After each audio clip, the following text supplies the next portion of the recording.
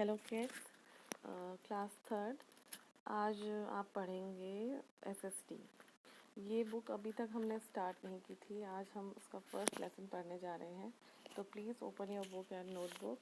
और ये थोड़ा आपके लिए टफ भी हो सकता है, इसीलिए थोड़ा आप इसे ध्यान देंगे तो ही आपको समझ आएगा।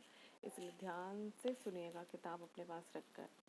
चलिए स्टार्ट करते हैं हम इसे। मैं आपको समझाती हूँ, ध्यान से सुनिएगा आप। फर्स्ट लेसन है हमारा अवर यूनिवर्स, मतलब हमारा जो ब्रह्मांड है उसके बारे में आज हम पढ़ेंगे। तो सुन लीजिए। The universe includes the sun, moon, earth, stars and all forms of life. जो हमारा ब्रह्मांड है वो किस किस चीज़ से मिलकर बना है? उसमें सन है, मून है, अर्थ है और जीवन है। जीवन जो है वो इस ब्रह्मांड में ही है। Most scientists believe that the universe was born out of a huge explosion called the Big Bang. जो हमारे साइंटिस्ट हैं, जो रिसर्च करते हैं, उन लोगों का मानना ये है कि जो ये यूनिवर्स बना है, जो ये ब्रह्मांड बना है, ये कैसे बना है? ये बना है एक बहुत बड़े विशाल एक्सप्लोजन के बाद, एक विस्फोट के बाद जो है ये ब्रह्मांड की संरचना हुई है। मैनी ईयर्स अगो, बहुत सालों पहले। At the time of the big bang, things in the universe were hot and tightly packed. जब ये बिग बैंग हुआ, जब ये विशाल विस्फोट हुआ, उस समय तक जो ये यूनिवर्स था वो बहुत हॉट और टाइटली पैक्ड था, बहुत गर्म था। और इसमें जो भी चीज़ें थी वो बहुत ही टाइटली पैक्ड थी। आफ्टर द एक्सप्लोजन, लेकिन जब ये एक्सप्लोजन हुआ, ये विस्फोट हुआ, उसके बाद जो चीज़ें थी वो क्या हो गई? वो धीरे धीरे कूल डाउन होने लग गई, मतलब धीरे धीरे वो ठंडी होने लग गई और उनका जो साइज़ था वो बिगर होने लग गया, बड़ा होने लग गया। नेक्स्ट देखिए, गैलेक्सीज। अब हम पढ़ेंगे गैलेक्सी के बारे में। Galaxies are large group of stars. Galaxy क्या होती हैं? गैलेक्सी है तारों का समूह। The sun and our earth are tiny parts of a galaxy known as the Milky Way. जो सन और अर्थ है, जो हमारा सूरज और पृथ्वी है, वो are tiny parts of galaxy. वो गैलेक्सी के क्या है? छोटे छोटे से हिस्से हैं जिनको हम जानते हैं मिल्की वे के रूप में। Orion and the Big Dipper are constellations. Orion और बिग डिपर क्या है? कॉन्स्टलेशंस हैं। कॉन्स्टलेशन मतलब होता है तारों का समूह। तो ओरियन और बिग डिपर क्या है? एक तारों का ही समूह है। Next, the solar system. अब हम पढ़ेंगे सोलर सिस्टम के बारे में। सोलर सिस्टम जैसे आप जानते हैं 8 ग्रहों से मिलकर बना है, तो उसी के बारे में हम पढ़ेंगे। नीचे आप पिक्चर भी देख सकते हैं, देख लीजिए। Mercury, Venus, Earth, Mars, Jupiter, Saturn, Uranus और नेपच्यून। तो नीचे पिक्चर देखिए और इसको ध्यान से समझिए। The sun is a star made up of hot burning gases. जैसे आप लोग पहले भी पढ़ चुके हैं, साइंस में आपने पढ़ा है कि सन क्या है? एक हॉट बॉल ऑफ गैस है, एक आग का गोला है। It is the source of life on earth. It is the source of life on earth मतलब ये क्या है?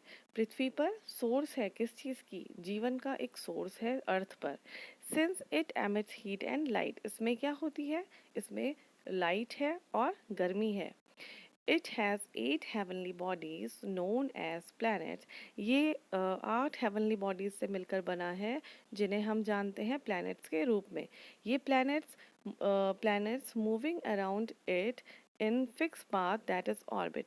ये जो प्लैनेट्स हैं, ये जो 8 प्लैनेट्स हम नीचे भी देख रहे हैं पिक्चर में, ये प्लैनेट्स मूव करते हैं किसके चारों तरफ?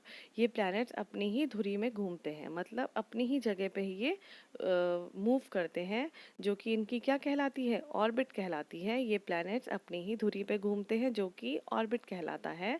This entire family is known as the solar system. तो देख लीजिए, सोलर सिस्टम किस चीज़ की फैमिली है? इन 8 प्लैनेट से मिलकर जो बना है वो ही सोलर सिस्टम कहलाता है।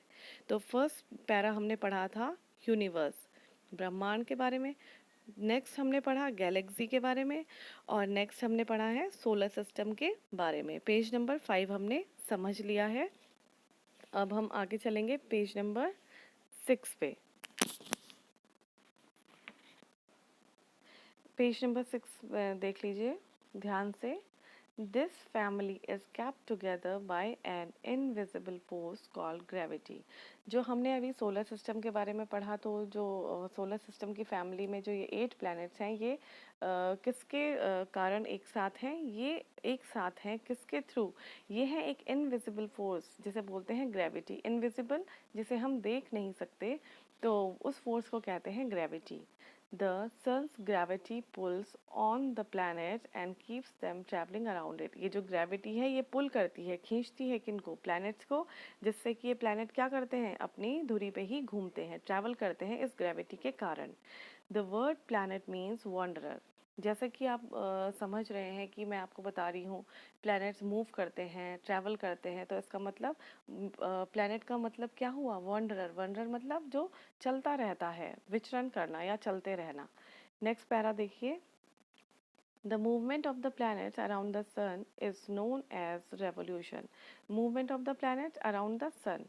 ये जो planets का movement है sun के चारों ओर, ये क्या कहलाता है? ये कहलाता है revolution. जो प्लैनेट्स सूरज के चक्कर काटते हैं, मूव करते हैं सूरज के चारों ओर, तो उसको क्या कहते हैं? उसको रेवोल्यूशन कहते हैं। आप इसको जगह जगह जहाँ पे समझने वाली इंपॉर्टेंट बातें हैं, आप उसको अंडरलाइन भी करते रहा कीजिए। The solar system also includes pieces of rocks, dust and companions of the planets called satellite. ये सोलर सिस्टम, इस सोलर सिस्टम में और क्या क्या चीज़ें हैं? इस सोलर सिस्टम में कुछ पीसेस हैं किसकी? रॉक की। रॉक मतलब होती है चट्टानें। चट्टानों से जो तिनके टूटते हैं, तो वो पीसेस भी इस सोलर सिस्टम में हैं। रॉक, पीसेस ऑफ रॉक्स है, डस्ट है, और companions of the planets called satellite. तो देख लीजिए, इसमें जो छोटे छोटे कण हैं रॉक के, डस्ट और प्लैनेट्स का जो कंपेनियन ऑफ प्लैनेट्स हैं, तो ये क्या कहलाता है? ये कहलाते हैं satellite.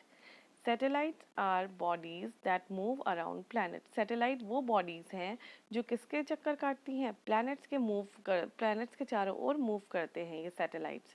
They may be natural और आर्टिफिशियल। ये सैटेलाइट कैसे भी हो सकते हैं, चाहे तो ये प्राकृतिक हो सकते हैं या फिर ये आर्टिफिशियल हो सकते हैं।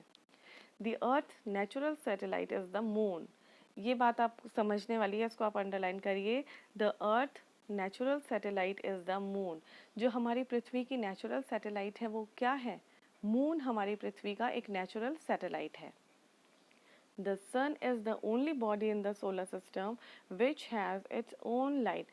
सन ही केवल एक ऐसी बॉडी है सोलर सिस्टम में जिसकी केवल अपनी लाइट होती है, बाकी किसी की अपनी लाइट नहीं होती है। Only the sun has its own light. सूरज की अपनी रोशनी होती है। Planets have no light of their own. और बाकी जितने भी प्लैनेट्स हैं, उनकी अपनी कोई रोशनी या लाइट नहीं होती है। तो अब नीचे देख लीजिए एक बार, प्लैनेट्स में देखिए, अब आप प्लैनेट्स पढ़ेंगे हम।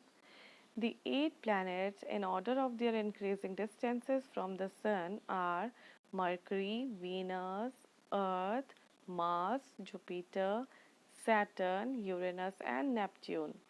तो देख लीजिए, ये 8 प्लैनेट्स किस तरीके से इसमें लगे हुए हैं सोलर सिस्टम में। सन से दूरी के हिसाब से ये प्लैनेट्स हम पढ़ते हैं। सन सन के सबसे पास है Mercury, then Venus, Earth, Mars, Jupiter, Saturn, Uranus and Neptune. इसमें जो आपका प्लूटो था, वो प्लूटो अब हट चुका है, वो अब इसमें नहीं है। अब केवल 8 प्लैनेट से आपका सोलर सिस्टम बना हुआ है। Mercury is the planet closest to the sun. Mercury वो प्लैनेट है जो सोलर सिस्टम जो कि सन के सबसे नज़दीक जो है वो है मरकरी है।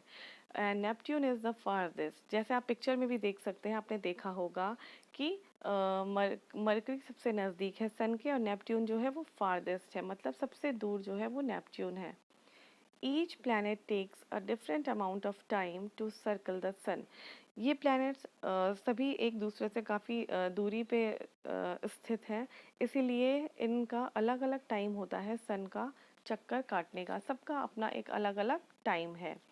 Which is known as a year, जिससे कि क्या बनता है? जिससे बनता है हमारा साल या year. Year on earth is 365 days. जैसे आप लोग जानते हैं कि एक साल में कितने दिन होते हैं? एक साल में पूरे 365 डेज होते हैं। On Venus it is 225 days. Venus में कितने होते हैं? 225 days. On Mars it is 687 days and so on. Venus में 225 days और मार्स में होते हैं 687 days. Mercury, Earth, Mars and Venus are made of hard rock. जो मरकरी है, अर्थ है, मार्स है और वीनस है वो बने हैं किससे? हार्ड रॉक से. हार्ड मतलब होता है कठोर चट्टानों से बने हुए हैं. Jupiter, Saturn, Uranus and Neptune are large and cold and are made of gas. और इसके अलावा जो जुपिटर है, सैटर्न है, यूरेनस है एंड नेपट्यून है वो क्या हैं? लार्ज हैं, बहुत बड़े हैं और वो कोल्ड हैं. किस? Cold and made of gas. Gas से बने हुए हैं, लार्ज हैं और ठंडे हैं. The earth has no light of its own. जो पृथ्वी है उसके पास अपनी कोई भी लाइट नहीं है, उसकी अपनी कोई रोशनी नहीं है. It is lit up by the sun. वो किससे जगमगाता है? वो किससे जगमगाता है? वो जगमगाता है केवल, उस पर किसकी रोशनी आती है? उस पर रोशनी आती है केवल सूरज की. वो सूरज की रोशनी से ही उसमें लाइट होती है. इसी में अब लास्ट पैरा देख लीजिए आप. अब हम पढ़ेंगे स्टार्स के बारे में. The stars. इधर आप पिक्चर भी देख रहे होंगे. आसमान में देखिए अनगिनत तारे होते हैं जिन्हें हम गिन नहीं सकते. There are many thousand of stars in the sky. आसमान में बहुत हज़ारों तारे हैं. All stars have light of their own. सभी तारों की अपनी रोशनी होती है. Since they are huge ball of fire. इनको ह्यूज बॉल मतलब विशाल बॉल भी हैं. ये किस चीज़ की बोला जाता है? फायर. आग की बड़ी बड़ी बॉल भी इनको बोला जाता है. Many stars are much larger than the sun. आपको इस बारे में मतलब आप विश्वास नहीं करेंगे लेकिन जो स्टार्स होते हैं वो कुछ स्टार्स क्या होते हैं? सन से भी बड़े होते हैं. They appear small because they are quite far from us. ये हमें छोटे छोटे नज़र आते हैं क्योंकि ये क्या है? हमसे बहुत ही ज़्यादा दूरी पर स्थित हैं, इसलिए हमें ये बहुत छोटे छोटे दिखते हैं. The sun is nearer that is why it looks bigger and brighter. Sun हमें बड़ा नज़र आता है. क्यों? क्योंकि वो क्या है? वो तारों से ज़्यादा नज़दीक हमारे है, इसीलिए वो हमें बड़ा दिखता है और बहुत चमकदार नज़र आता है.